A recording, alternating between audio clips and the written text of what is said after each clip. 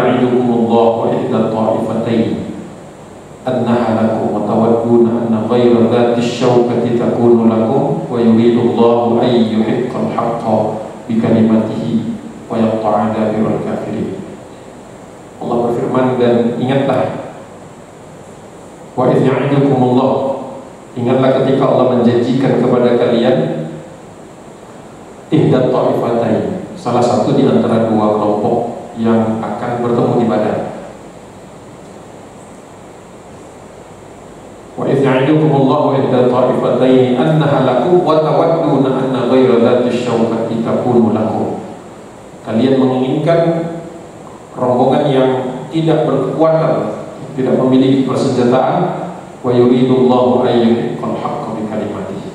Sedangkan Allah menginginkan agar bertemunya, Allah memenangkan kelompok yang mengusung kebenaran, wa yaqta'a dabiral kafirin, dan Allah menghancurkan, mencerabut kekufuran dari akar-akarnya. Nah, di pertemuan bulan lalu sudah kita papaskan di sini, atau kita pergunakan bahkan alat media display tiga dimensi, menjelaskan bagaimana Allah menjadikan rombongan Abu Jahal yang bertemu dengan rombongan Nabi SAW. Jadi bukan rombongan Abu Sufyan. Itu kemarin kita sudah bahas. Nah, kali ini mereka, orang-orang Quraisy ini sudah sampai juga setelah Nabi SAW sudah lebih dahulu sampai di Badar, sudah mengambil posisi yang paling bagus. Bahkan ada masukan dari sahabat untuk memilih tempat yang lebih bagus lagi, lebih dekat kepada sumur-sumur air. Itu kita bahas bulan lalu. Nah, kali ini orang-orang musyrikin sudah tidak bisa dicegah lagi. Memang mereka akan tumpah ke lembah Badar itu dalam jumlah 1.000 orang. Dan kali ini betul-betul kaum muslimin menyaksikan bahwa benar Allah yang akan memenangkannya, karena sekiranya hanya melihat jumlah, tentu kaum muslimin ini kalah jumlahnya.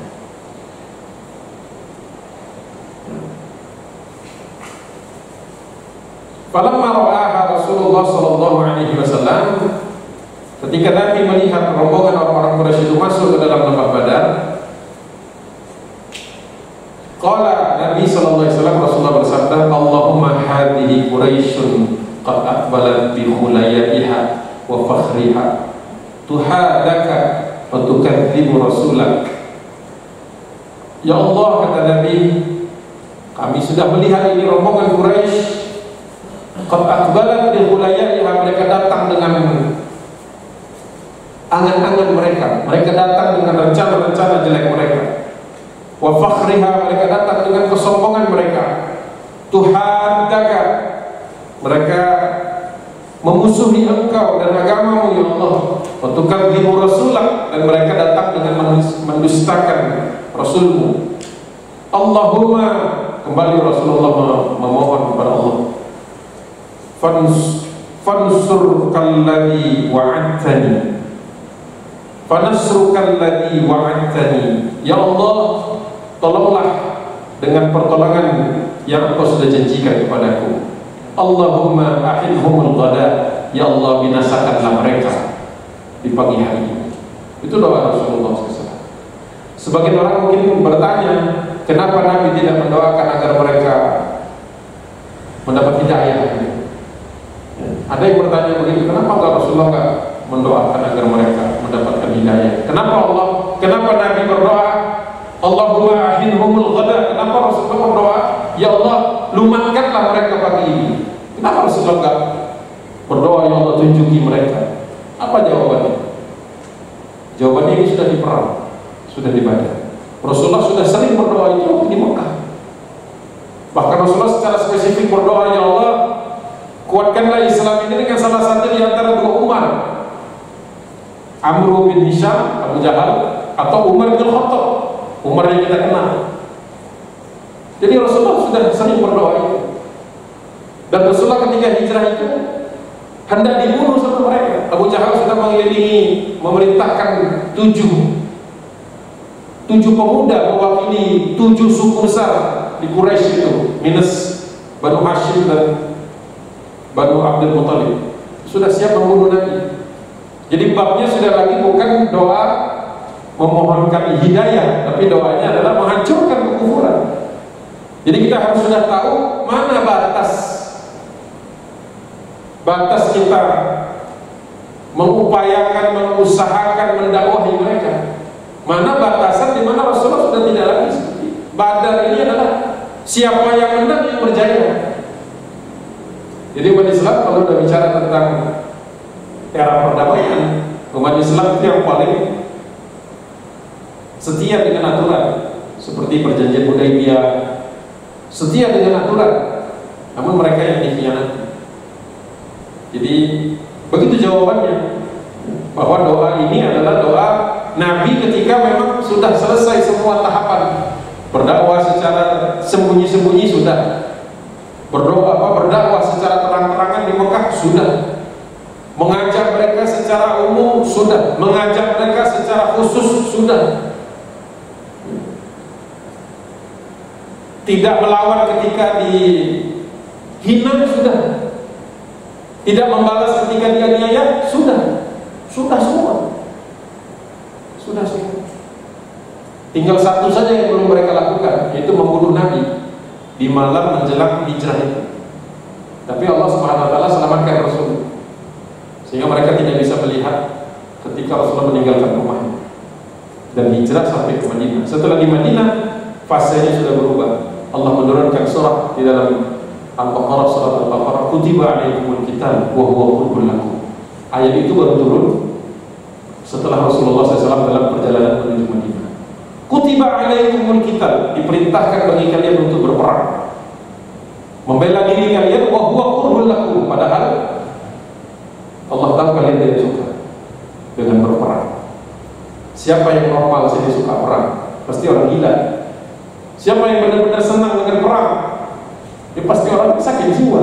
Tentara saja kalau ditanya yang lebih senang damai. Tapi kalau memang perang, mereka sudah mendapat pelatihan. Bedanya kan itu dengan orang sipil. Tentara saja kalau ditanya mau gak senang gak perang, gak senang pasti. Tapi kalau disuruh perang bisa. Yang terlatih. Begitu. Makanya Allah menambahkan di dalam surah itu, di ayat itu, kutiba alaikumul qital wa huwa kurhun lakum.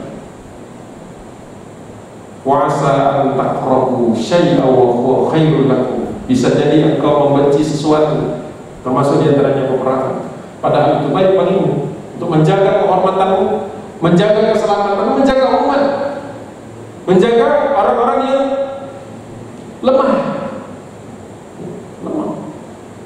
Kan banyak juga orang-orang Islam yang lemah, kalau tidak dijaga binasa mereka.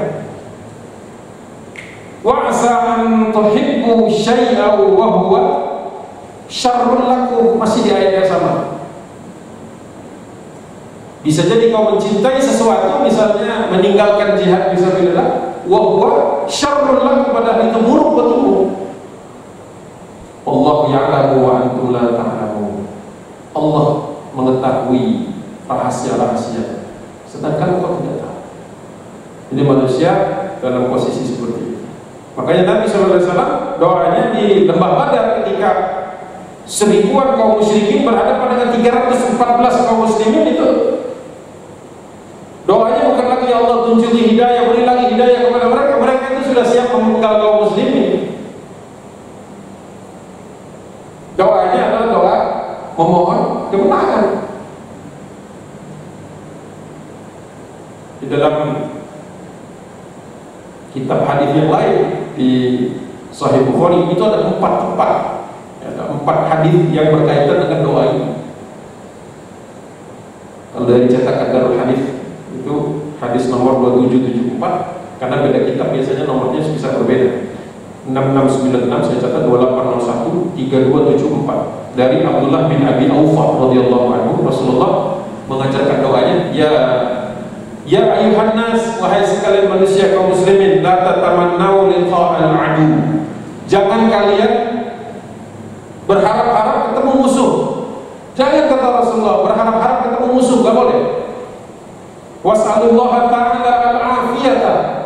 Lebih sering mintalah doa keselamatan, enggak ada konflik. Tapi kata Nabi, wa idza laqitumuhum fasbiru. Tapi kalau mereka nantangin datang kepada kalian, ingin membinasakan kalian, fasbiru, kata Nabi, sabar. Sabar itu artinya bukan diam. Fasbiru wa'lamu annal jannata tahta dhilalis suyuf. Ketahuilah bahwa pintu surga itu ada yang dibukanya di bawah kilatan-kilatan pedang. Maksudnya di dalam pertempuran-pertempuran. Baru Rasulullah mengajarkan doa tadi. Tsumma qala Allahumma ya munzilal kitab wa ya mujriyas sahab wa hazimal ahzab ihzibhum wansurna alaihi. Doanya itu seperti itu. Jadi kalau kita sudah berhadapan dengan musuh yang siap membunuh kita, siapa yang gak takut? Ditanya pasti takut. Tapi masalahnya bukan masalah takut tidak takut, tapi apa harapan kita kepada Allah Subhanahu wa taala. Allahumma ya munzilal kitab, ya Allah yang telah menurunkan Al-Quran dan kitab-kitab yang lain, yang mujriyas sahab, yang menggerakkan awan. Awan sudah membantu kaum muslimin di Badar. Sebelum pecah perang, kemarin saya bahas pakai peta itu kan, hujannya turun di lembah itu yang sama, baik itu di Udwatul Dunya, di belakang bukit yang dekat kepada kota Madinah, maupun hujan yang sama turun di Udwatul Quswa, tempat orang-orang musyrikin mendirikan tendanya. Apa efeknya? Di tempat kaum muslimin menimbulkan rasa takut, membuat mereka segar, mengokohkan semangat mereka, menjauhkan dari godaan setan yang biasa dorong orang untuk kabur ketika perang. Jadi mendadak jadi pengecut. Padahal sebelumnya sudah silat-silat gitu, tiba-tiba pas di depan musuh kabur. Itu ada juga. Yang kalem-kalem itu saya biasanya yang kalem-kalem itu kalau dapat musuh, nah itu baru mantap. Tapi kalau yang banyak ngomong biasanya di depan musuh takut. Jadi saya lebih khawatir dengan musuh yang pendiam, tapi sorot matanya itu siap bertarung, daripada yang banyak ngoceh gitu ya. Nanti kita lihat aja. Biasanya yang lari duluan biasanya. Ya mujriyas sahab, ya hazimal ahzab, yang mampu menghancurkan rombongan-rombongan sekutu-sekutu. Ihzibhum wansurna alaihi. Ya Allah, hancurkan porak-porandakan persatuan mereka dan menangkan kami atas mereka. Itu doa yang lebih panjang, versi yang lebih panjang berkaitan dengan Badar. Jadi bagi mereka yang masih bertanya kenapa Rasulullah doanya memohonkan kehancuran, Rasulullah sudah puas doa yang lain. Yang masuk Islam memang tidak terlalu banyak waktu itu di awal-awal. Itu bagian pertama setelah persiapan-persiapan Nabi sebelumnya kita bahas. Falamma nazala an-nasu aqbala nafarun min Quraisy hatta waradu hauda Rasulillah sallallahu alaihi wasallam. Ketika manusia dari kalangan orang-orang musyrikin sampai juga ke lembah Badar ini, bergerak maju ke depan. Nafarun min Quraisy, sebagian dari orang di luar komando. Kita tahu kalau perang itu ada komando kan, mantap, diam gitu kan, maju. Ini rombongan di luar komando. Abu Jahal melesat ke depan dalam rangka ingin mendatangi telaganya Rasul. Nah ini kalau yang nggak ikut bulan lalu, saya jelaskan sedikit bahwa Rasulullah ketika maju ke tempat yang diduduki itu, menurut saran Al-Hubab bin Munzir, ya, radhiyallahu anhu, mengosongkan sebagian sumur-sumur. Jadi ada sumur-sumur yang di sebelah sana, pada di ujung sana, itu dikuras malam hari. Kok bisa sumur dikuras? Sumurnya bukan kayak sumur kita di mana namanya, di daerah Indonesia ini, di Katulistiwa ini, yang airnya ditimbang isi lagi. Sumur-sumur di Jazirah itu sumurnya pertama cetek, tidak terlalu dalam, nggak sedalam 30-an meter. Dan airnya itu setelah dikuras akhirnya bisa kosong, baru besok isi lagi. Karena sumurnya itu sumur-sumur artesis, ada jamnya ngisi. Makanya orang Arab itu mereka tahu sumur ini. Kalau mereka nggak tahu di mana sumur-sumur itu, perjalanan menembus pada pasir itu sengsara zaman dulu. Mereka harus tahu mana di sumur berikutnya di mana, sumur berikutnya di mana. Kalau tidak, berat. Itu jadi bisa dikuras. Dan malam hari kaum muslimin diperintahkan Nabi untuk mengurasnya. Terus dipindahkan ke Al-Haud. Haud itu telaga sebenarnya.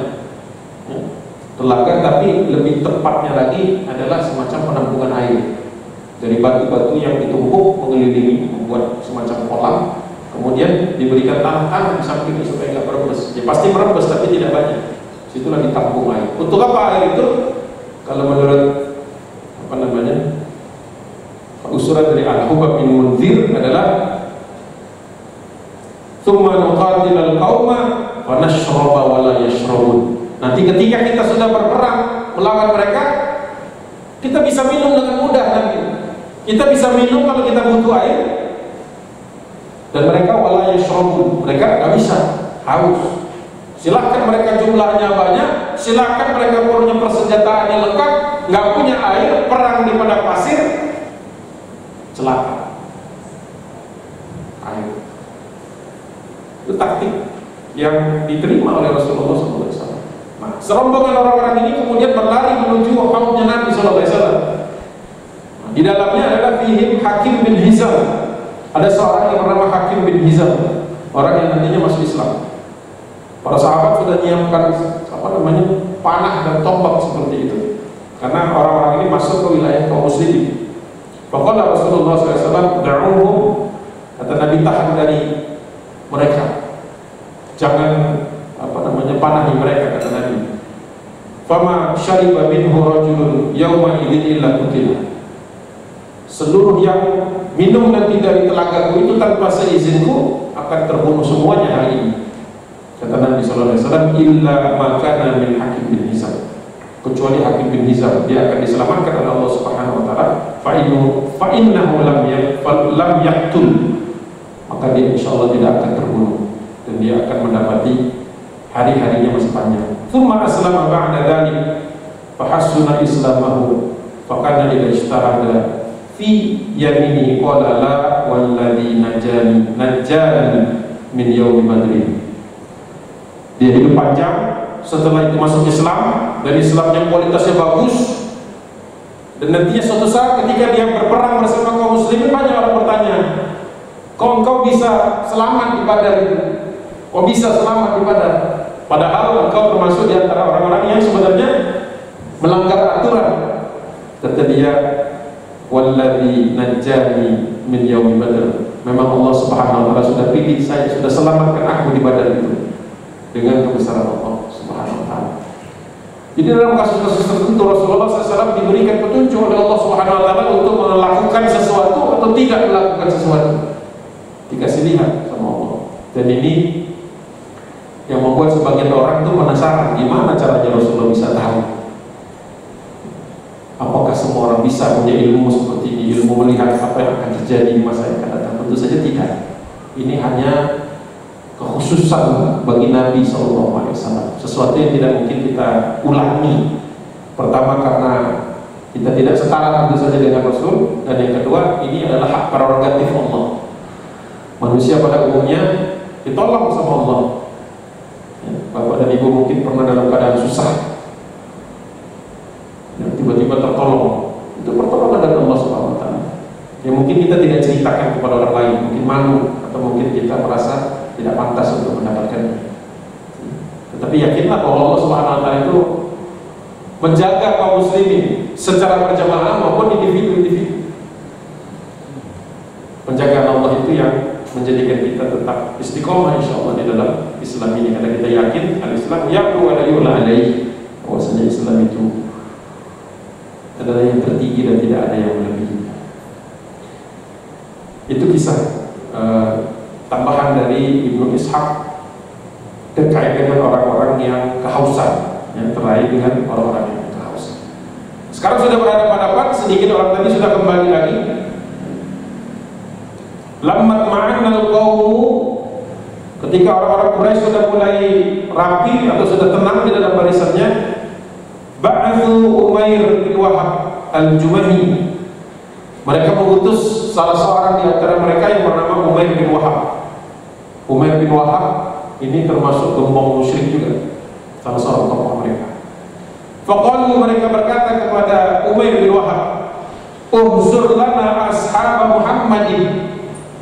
Tolong intai atau coba lihat seberapa besar kekuatan sahabatnya Rasulullah SAW. Kekuatan kaum muslimin itu berapa sih kekuatannya? Jadi ternyata orang musyrikin itu gentar juga dibuat, karena mereka menyaksikan kaum muslimin jumlahnya sedikit sebenarnya, tetapi ada rasa takut. Ada rasa takut dalam diri mereka. Itu salah satu mukjizat Nabi, bahwa kaumku, umatku, selama mereka berpegang teguh kepada Islam, musuh akan takut sama mereka. Selama-lamanya akan takut kepada kaum muslimin dengan syarat tadi, berpegang teguh kepada Islam. Tapi ketika kita jauh dari Islam, ya musuh jadi nggak takut. Musuh jadi nggak takut. Akhirnya Umair bin Wahab bergegas. Fastajala bi farasihi haula al-askari, thumma raja'a ilaihi faqala 300 rajulin yaziduna qalilan aw yanqusun. Langsung dia mengendarai kudanya atau untanya, melakukan survei sampai ke belakang. Tenda-tenda kaum muslimin yang ada di belakang, dia survei keliling. Setelah kembali, thumma raja'a ilaihim, setelah dia kembali ke barisan kaum musyrikin yang masih belum berani maju, dia mengatakan, perkiraan saya kaum muslimin jumlahnya sekitar 300-an, hanya 300. Padahal dia nggak mendekat, dia nggak tahu, dia melihat dari jauh saja. Berarti dia seorang ahli ya, bisa melihat dari jauh, bisa memperkirakan jumlah kaum muslimin. Kata dia sekitar 300 lebih atau kurang sedikit. Berarti lumayan akurat. Makanya dia yang diutus, orang yang pandai survei, pandai melakukan pengamatan, pengintaian. Walakin, tapi kata dia, akan tetapi amhiluni hatta anzura al-qaumi kaminun aw madadun. Kata dia, akan tetapi jangan dulu bergerak, jangan dulu melakukan serangan. Utus aku sekali lagi, kasih aku kesempatan sekali lagi, maka akan aku cari lebih jauh lagi surveinya. Siapa tahu ada kaum muslimin yang tersembunyi. Kaminun itu hidden, bahasa Inggris itu apa? Tersembunyi. Atau madad itu masih dalam perjalanan. Jadi kata dia, jangan diserang dulu nih. Siapa tahu ada yang sembunyi, dan siapa tahu ada yang masih apa istilahnya on the way. Kalau kita kan OTW, masih on the way. Jangan sampai nanti sudah perang, tiba-tiba datang rombongan kaum muslimin lagi, habis kita diserang dari belakang. Ternyata ada rasa takut. Kenapa masih ada rasa takut? Rasulullah bersama mereka dan kaum muslimin masih setia kepada Islam. Kalau sekarang kita merasakan kaum muslimin ini nggak ditakuti siapa-siapa, karena umat Islam nggak ditakuti siapa-siapa sekarang. Di Palestina, Israel berani sekali kepada kaum muslim. Di Myanmar juga seperti itu. Di Turkistan Timur juga seperti itu. Di negeri-negeri muslim sendiri nggak ditakuti, nggak disegani. Pertanyaan kita, kenapa? Padahal dulu 314 bisa bikin takut 1000 orang. Sekarang jumlahnya puluhan juta, bahkan miliar kalau seluruh dunia, tapi tidak ditakuti orang. Rumus sederhananya jauh dari Allah. Jadi nggak usah nyalahin siapa-siapa. Oh, mereka punya persenjataan ini. Dulu kaum musyrikin Quraisy juga persenjataannya banyak, kaum muslimin terbatas. Tapi apa yang tidak bisa digantikan dengan senjata dan jumlah, yaitu ketakwaan. Jadi sebenarnya keterpurukan kaum muslimin di seluruh dunia sekarang ini adalah teguran Allah kepada kita. Kenapa kita sampai seperti ini? Kenapa kita sampai terpuruk? Pada dahulu 314 menggentarkan yang 1000. Sekarang yang miliaran ini tidak menggentarkan siapa-siapa. Tidak gentar. Mungkin terakhir orang takut kepada umat Islam itu ya sebelum Perang Dunia Pertama, ketika Turki Utsmani masih ada gentarnya. Inggris, Prancis itu masih takut untuk mengusir kaum muslimin dari Palestina saja. Mereka butuh bantuan para pemberontak. Untuk mengusir kaum muslimin dari tanahnya dibutuhkan kaum pemberontak, kaum munafikin. Setelah selesai itu semua ada lagi kita. Ini permasalahan bersama, mau tidak mau, suka tidak suka, peduli tidak peduli, masalah bersama. Yang tidur-tiduran di rumah dengan yang berjuang, masalahnya sama, tapi menghadap Allahnya berbeda. Jadi kata dia, tolong kasih waktu saya, berikan saya waktu lagi, supaya saya bisa melihat, mungkin ada yang bersembunyi, mengintai, bikin jebakan, atau mungkin ada yang dalam perjalanan. Fadaraba fil wadi, kemudian dia mengambil jalur yang lebih jauh lagi, melintasi lembah-lembah. Doroba gak selalu mengukur. Doroba itu bisa berjalan, bisa menuju satu tempat. Doroba juga fi'il. Jadi dia melintasi lembah, mencari tempat yang jauh, hatta ub'ida falam yara syai'an. Udah jauh banget, udah yang paling jauh dia cek, tidak terlihat satupun. Tidak ada tanda-tanda kaum muslim itu bersembunyi, atau tidak ada tanda-tandanya yang sedang on the way. Kan kalau di gurun pasir, kalau ada sejumlah orang bergerak dengan cepat, itu pasti debunya kelihatan dari jauh. Itu dia tidak temukan satupun. Falam yara syai'an, tak ada satupun, tidak ada sesuatu yang dilihat.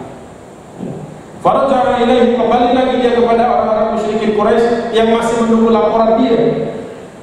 Faqala ma wajadtu syai'an, saya tidak temukan sesuatu apapun, walakinni qad ra'aitu ya ma'syar Quraisy, akan tetapi orang-orang, wahai orang-orang Quraisy, saya melihat sesuatu.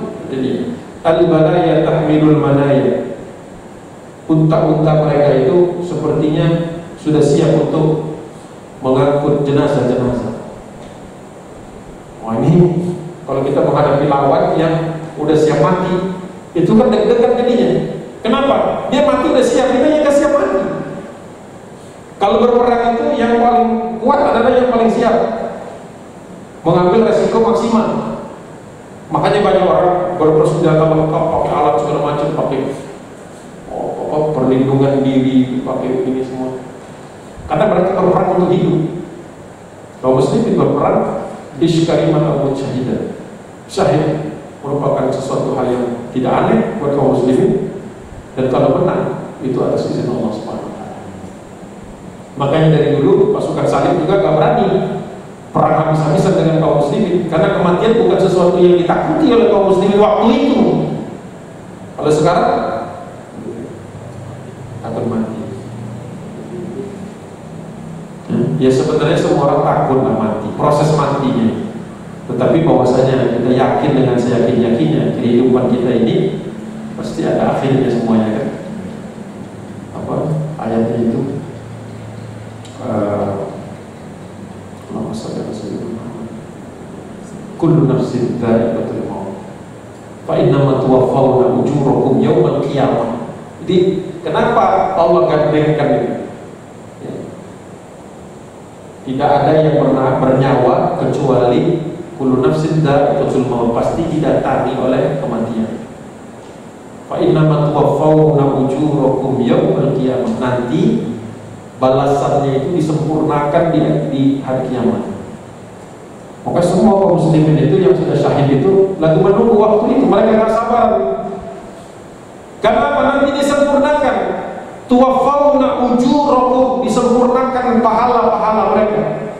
Kalau Ibnu Katsir menambahkan disempurnakan juga azabnya bagi yang berdosa. Di dalam tafsir Al-Quran Al-Adil itu, yang disempurnakan bukan hanya yang punya pahala, tapi yang punya dosa disempurnakan. Makanya terhadap orang-orang berdosa itu kita sama-sama menunggu. Fa'akidu kaidah wa akidu kaidah wa mahilhu ruwayda.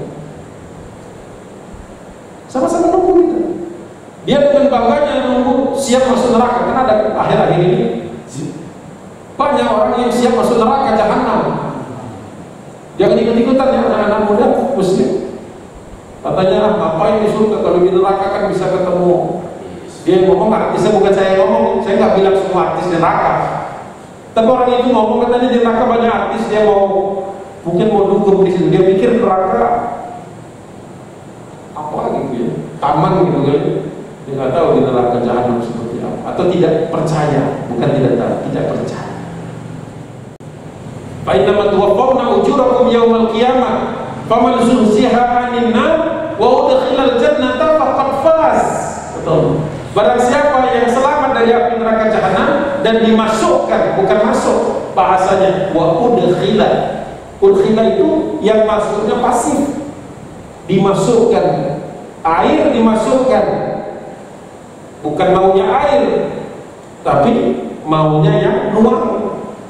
Wa udkhilal jannata, orangnya paling mungkin kepingin, tapi Allah yang masukkan. Orangnya mungkin enggak, apa istilahnya, enggak cukup, enggak qualified, tapi Allah senang sayang, maka dimasukkan. Wa udkhilal jannata. Maka dari bahasanya sendiri mengatakan bahwa kita ini sebenarnya nanti masuk surganya itu kasih sayang Allah. Wa udkhilal jannata, bukan dakhalal jannah. Lain lagi itu bahasanya. Wa udkhilal, Anda dimasukkan atas izin yang punya surga siapa? Allah. Wa udkhilal jannata faqad faz, baru sukses. Itu yang sukses. Jadi kita ini belum sukses ini.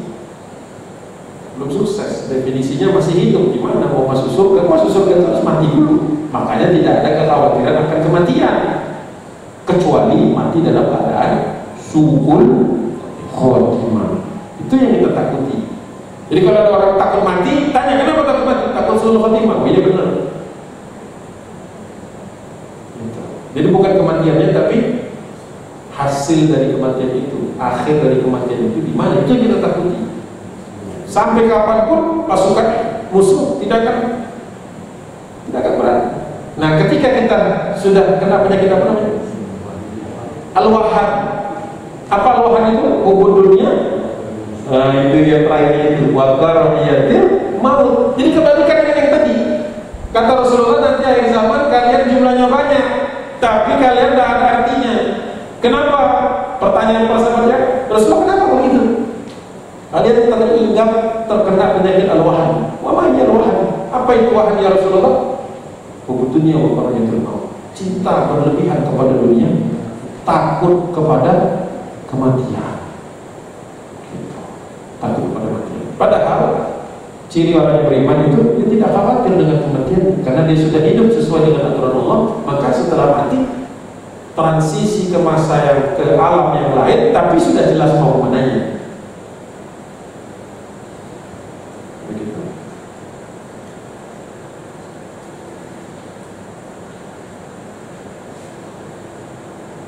Kemudian ditambahkan lagi oleh Umayyah bin Wahab, nawadihu yathriba tahmilul mautan naqi. Unta-unta tunggangan orang-orang Yastrib ini sudah siap membawa mayat-mayat orang yang mati di antara mereka. Apa yang dia itu sampai punya kesimpulan seperti itu, saya tidak tahu. Kenapa si Umayyah bin Wahab bisa mengambil kesimpulan kalau unta-untanya, jangankan orangnya, untanya udah siap mati, udah siap bawa orang mati. Ini kan pernyataan yang bikin orang gusar gitu. Apa musuhnya? Qaumun laisa ma'hum mana'atun wala malja'un illa suyufihi. Kita berhadapan dengan kaum yang mereka itu tidak punya pertahanan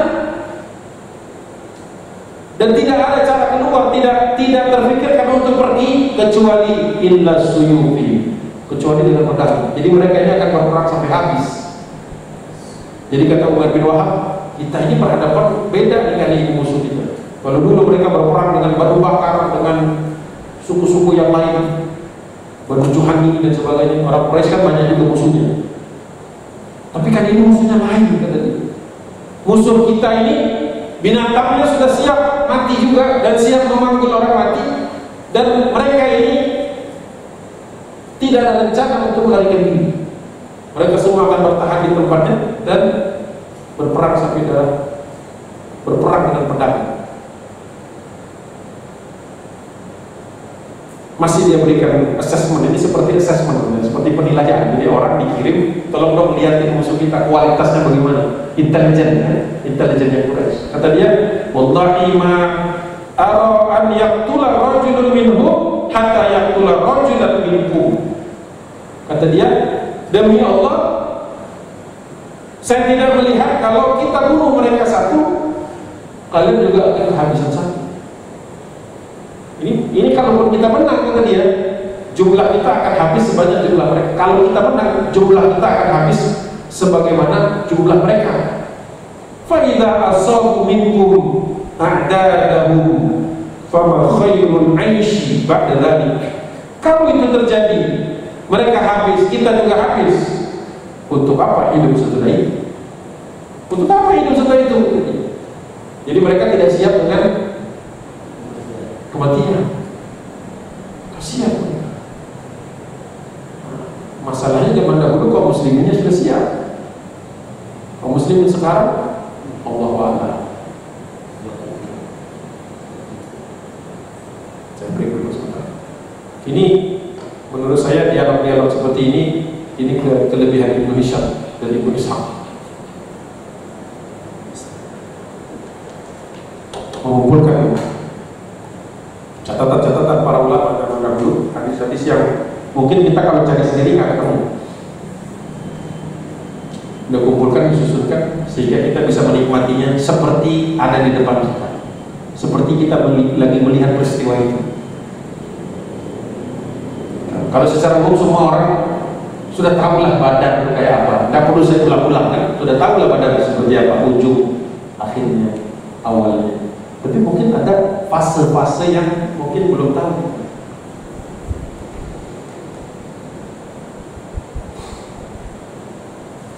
Nah, ternyata perkataan dari Umair bin Wahab ini membuat sebagian orang menjadi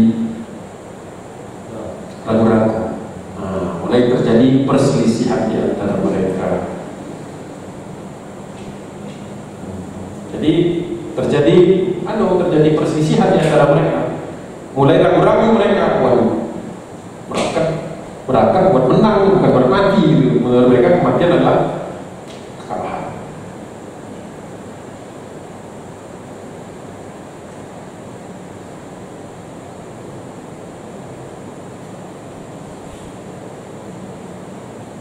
Masya Allah. Jadi perlu kita garis bawahi di sini bahwa kaum muslimin di zaman Rasulullah SAW adalah sekumpulan orang yang tidak pernah ragu-ragu dengan perintah Rasul. Jadi kalau diperintahkan sama Nabi, mereka berangkat. Ketika ada masalah, mereka bersama Rasul. Kalau bakal mati semua, mereka tidak membuat mereka berpikir ulang. Itu yang menyebabkan mereka digelari sebagai khairul ummah, sebaik-baik generasi. Kalau kita ini banyak banget pertimbangannya untuk datang ke satu tempat aja memikir banyak.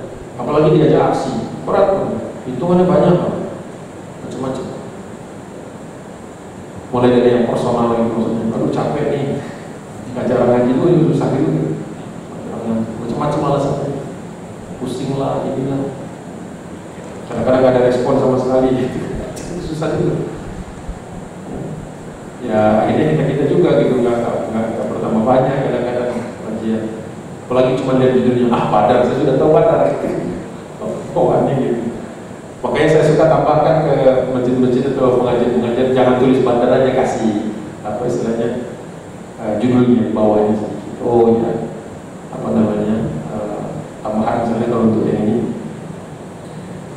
kesiapan matinya kaum muslimin atau kesiapan juang kaum muslimin, ada tambahan-tambahan sedikit. Karena kalau Badar saja orang mengira Badar udah sering gitu, apalagi mau diulang. Suka lupa. Khawatirnya orang tidak melihat bahwa masih banyak sekali yang bisa kita gali dari peristiwa-peristiwa tersebut. Baik, kita lanjutkan. Nah, karena terjadi perbedaan pandangan, ada perdebatan, ada diskusi berat antara Hakim bin Hizam dengan Abu Jahal, Hakim bin Hizam dengan Utbah bin Rabi'ah. Hakim bin Hizam karena merasa dia lolos dari kematian tadi kan barusan saja, dari minum di telaga Nabi, dia juga merasa gak enak gitu. Jadi dia mengajak orang-orang, meragukan orang-orang, mengajak untuk pulang. Maka untuk memecahkan, menyatukan kembali perbedaan pendapat di kalangan orang-orang musyrikin ini, dikeluarkan orang, disuruh beraksi seorang yang bernama Al-Aswad bin Abdul Asad Al-Makhzumi. di satu suku dengan Khalid bin Walid. Tapi Khalid tidak ikut dalam perang Badar ini, walaupun dia masih musyrik. Wa qad kharaja al-aswad wa kana rajulan syarisan sayyi'al khuluqi. Dia terkenal sebagai laki-laki yang berperangai buruk dan punya akhlak yang buruk, bahkan di kalangan standar orang-orang musyrik, orang paling buruk maju. Kenapa? Kita lihat. Dia berkata, "Faqal u'ahidullah," aku berjanji kepada Allah. Dia menggunakan Allah juga. Dia sudah sering bahas ini kan, orang musyrik tapi teriaknya demi Allah. Yaitu hanya apa istilahnya, ungkapan saja, peribahasa saja, tidak percaya kepada Allah dan tidak menyembah Allah saja. Allah dianggap salah satu di antara Tuhan-Tuhan. Jadi Allah itu dianggap setara lah dengan Hubal, dengan apa namanya, Lata, Uzza gitu. Hanya dianggap setara saja sama mereka. Makanya kadang-kadang mereka teriaknya demi Hubal, kadang-kadang demi mana, demi Lata, kadang-kadang demi Allah. Jadi ya cuma apa namanya, ungkapan-ungkapan saja, tidak menunjukkan akidah atau tauhid mereka. Kan? Jadi jangan kaget, jangan sampai nanti ada yang baru baca satu dua baris, tuh Abu Jahal bersumpah atas nama Allah, berarti dia sudah beriman itu. Kayak gitu. Kata dia, "Wa'ahidullah," berjanji kepada Allah, "La asyrabanna min haudihi au la ahdimannahu au la amutannahu. Saya akan minum dari telaganya mereka, atau saya mati dalam usaha itu, atau saya akan akan saya rusak tempat itu, akan saya acak-acak tempat itu, aula amutanna, atau saya pasti mati dalam proses itu." Ini kayak Jawara ngomongnya, wacak-acak gitu. Saya kebayangin langsung film Betawi, wacak-acak loh. Kalau nggak gua yang mati, apa lu yang mati, gitu kayaknya kayak gitu. Kalau di Indonesia kan, di lokal kan. Jadi dia bersumpah atas nama Allah, saya akan minum di sana, lihat, saya akan minum di sana dan saya akan acak-acak atau saya mati. Ternyata memang mati dia gitu, tapi nggak sempat minum dan nggak sempat acak-acak. Kita lihat peristiwanya. Falamma kharaja, siapa yang keluar dari barisan tadi? Al-Aswad. Kharaja ilaihi Hamzah bin Abdul Muttalib radhiyallahu anhu. Ternyata sudah diantisipasi oleh paman Nabi yang bernama Hamzah bin Abdul Muttalib. Ketika Al-Aswad tadi keluar dari barisannya, lari sendirian, lari menuju telaga Nabi. Dia pikir yang tadi kan selamat, dia pasti selamat juga. Kali ini Rasulullah kasih kode supaya Hamzah yang keluar. Jadi Hamzah juga melompat dari barisan dan lari juga. Bisa kebayang, ada telaga, terus satu orang lari menuju sana, satunya lagi lari menuju orang itu. Kalau pakai drone bikin filmnya bagus banget. Selalu lari gitu. Kadang kejadiannya seperti itu. Falamal taswaya, ketika sudah mulai dekat, sudah bisa saling pukul, darabahu Hamzah fa'atanna qadamahu binisbi saki. Ternyata lebih cepat Hamzah mengayunkan pedangnya sambil menunduk gitu, memenggal kakinya sehingga putus jadi dua. Fa'atanna itu terbelah dua dan mengeluarkan bunyi yang berdentang. Fa'atanna itu bahasa Arab itu powerful. Jadi satu kata bisa menjelaskan proses. Kalau kita memukul hingga memutus, kalau dia cukup fa'atanna, memukul sampai bunyi tang. Jadi itu berarti kena tulang pas disentuh, gelepar-gelepar langsung lepas kakinya. Pertanyaannya ini, secepat apa Hamzah ini? Makanya ditakuti Hamzah, Umar. Sejak mereka masuk Islam, waktu di Mekah itu, Hamzah masuk Islam karena mendengar Abu Jahal menganiaya Rasul. Dicari sama dia, kalau kau mau menganiaya jangan keponakan saya aja, saya di depanmu. Gak berani kan Abu Jahal, ditabok sampai lepas giginya. Satu tabok keras, pada tabokan itu sampai lepas gigi. Belum pernah ada film yang ditabok lepas gigi. Saking takutnya Abu Jahal itu, mundur lari masuk Islam. Perhatikan bahwa saya sudah masuk Islam, kata Hamzah bin Abdul Muthalib. Ini pamannya Nabi yang sama. Fatonna qadamahu bi nisfi saqihi, terbelah dua, wa huwa dunal hauda. Belum sampai ke telaga tadi. Kan janjinya kan 3 tuh. Minum, ngacak-ngacak atau mati. Ternyata atau. Yang dapat cuma ataunya. Ya, makanya jangan macam-macam ketika bersumpah sama Allah.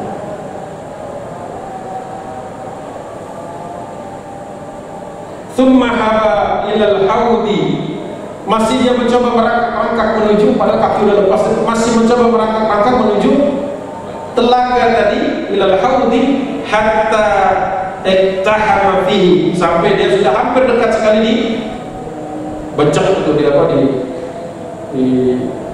disikat oleh Abu Jahal, oleh Hamzah bin Abdul Muthalib. Ya.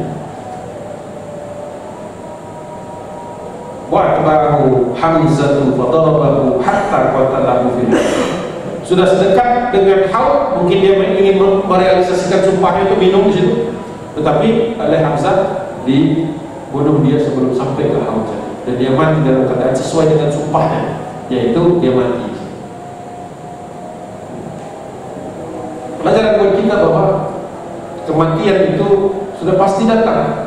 Masalahnya kita mati dan sedang berada di barisan mana.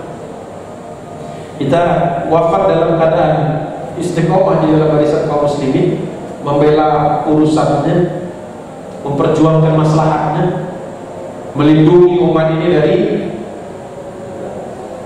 kezaliman, atau kita justru sedang menyoraki umat, meninggalkan barisan dan menyebabkan kemudaratan.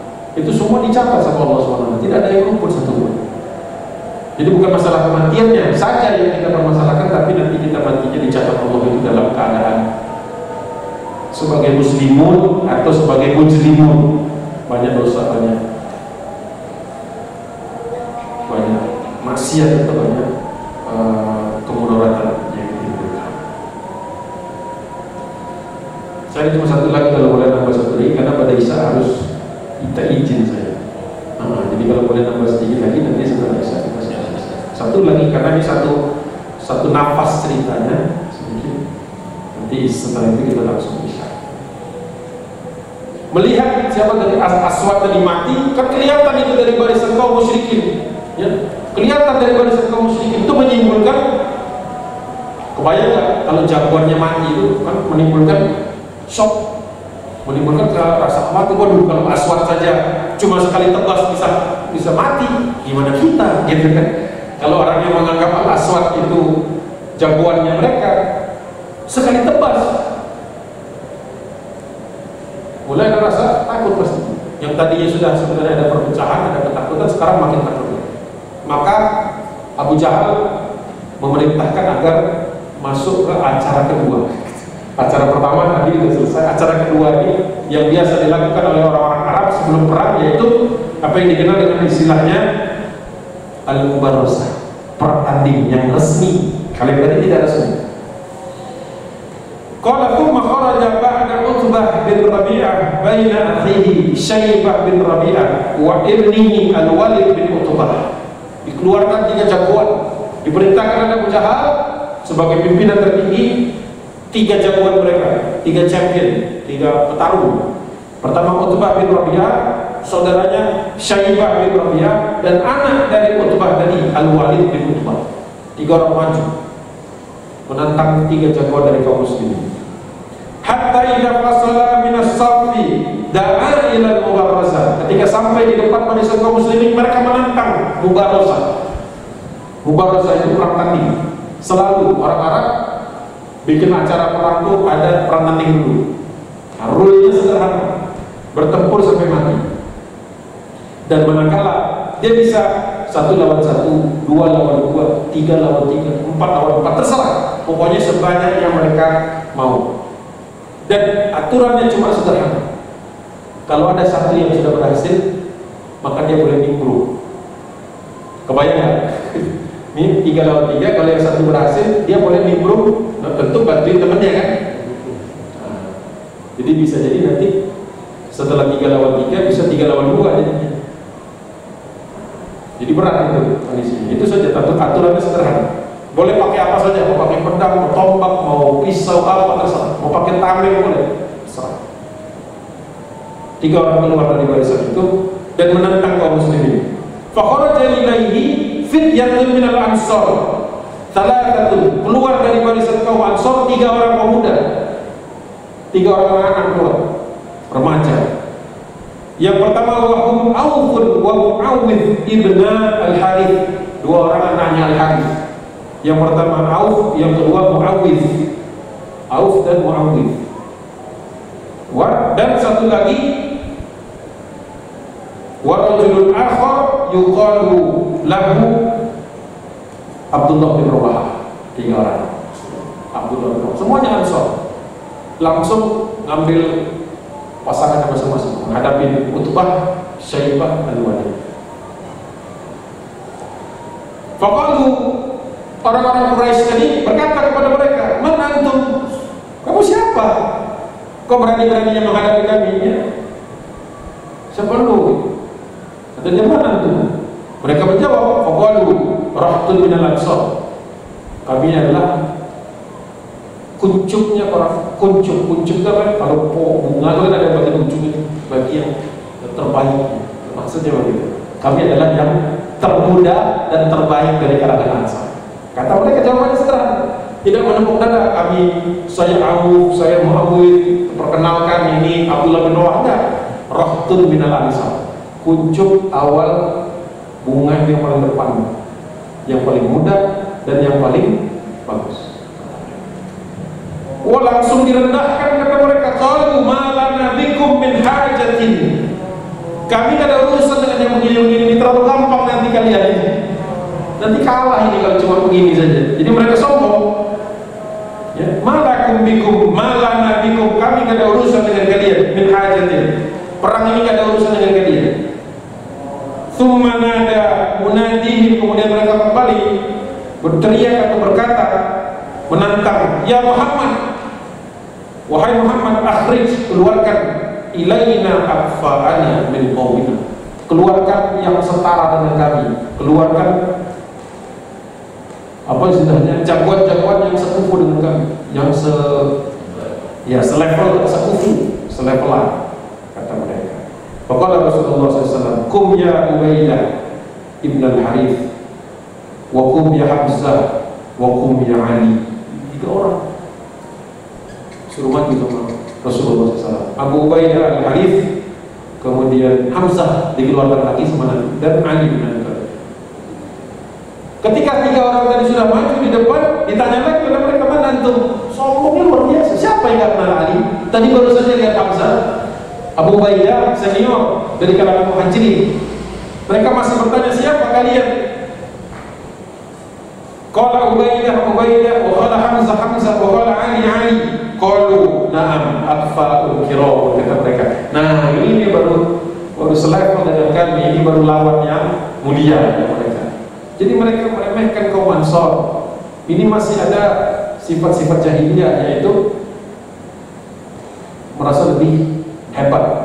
Jadi ketika manusia merasa lebih hebat dengan manusia yang lain, ini menunjukkan bahwa mereka punya kesombongan. Fa'ama Hamzatu falam yumhil syai'an. Fa'ama Hamzatu falam yumhil syaibata an qatalahu, wa ama Aliyu falam yumhil al-Walida an qatalahu. Hamzah tidak menghabiskan waktu. Falam yumhil itu tidak menghabiskan waktu. Jadi apa? Kalau kita nonton film karate, film kungfu itu kan berantemnya itu bisa 15 menit, mati-mati, jatuh sana, jatuh sini, jatuh sana, baru mati di belakang. Kalau Hamzah efektif, tidak menghabiskan waktu untuk melumpuhkan Syaibah, dan Ali bin Abi Thalib juga tidak menghabiskan banyak waktu untuk melumpuhkan Al-Walid. Hanya saja waqtalafa Ubaidah wa Utbah bainahuma darbain, yang agak sedikit sama skillnya ini, kemampuan ini hanyalah antara Abu Ubaidah dengan Utbah bin Rabi'ah. Mereka saling melukai, saling memukul, yang satu kena, yang satunya lagi kena. Wa qara Hamzatu wa Ali bi asyafihima, tapi kemudian Ali dan Hamzah melakukan membantu Abu Ubaidah dengan kedua pedang mereka ala Utbah. Fadaffafa alaihi, dan kedua mereka melumpuhkan, keduanya berhasil melumpuhkan petarung terakhir dari kalangan kaum musyrikin. Wahtamala sahibahuma fahazahu ila ashabihi, maka maqala Rasulullah SAW, dan baru dipinggul digendong Utbah, Abu Ubaidah digendong, dikembalikan ke barisan kaum muslimin. Langsung wafatnya itu ada dua versi. Wafatnya itu ketika sudah berada di dekat kakinya Rasulullah, ketika dibaringkan. Ada yang mengatakan dia nanti wafatnya di Madinah dengan luka-lukanya. Dari sini selesai satu babak. Ternyata dua kali peristiwa itu dua-duanya menjatuhkan mental kaum musyrikin. Nah, kita lihat nanti bulan depan dalam pengajian tahun depan, nanti bulan depan Januari, insyaallah, kalau kita diberikan Allah usia panjang, kita akan melihat bagaimana reaksi dari kalangan kaum muslimin. Tadi reaksi kaum musyrikin, jadi kita lihat bagaimana reaksi kaum muslimin. Tentu saja kaum muslimin pasrah kepada Allah Subhanahu wa taala. Mereka tahu konsekuensi dari peperangan itu, hidup dalam keadaan mulia atau mati dalam keadaan syahid, insyaallah. Itu yang mungkin bisa saya sampaikan dalam waktu yang terbatas ini. Mudah-mudahan ada manfaatnya, mudah-mudahan membuat kita semakin kuat dan istiqomah lagi di dalam Islam. Billahi taufiq wal hidayah. Assalamualaikum warahmatullahi wabarakatuh.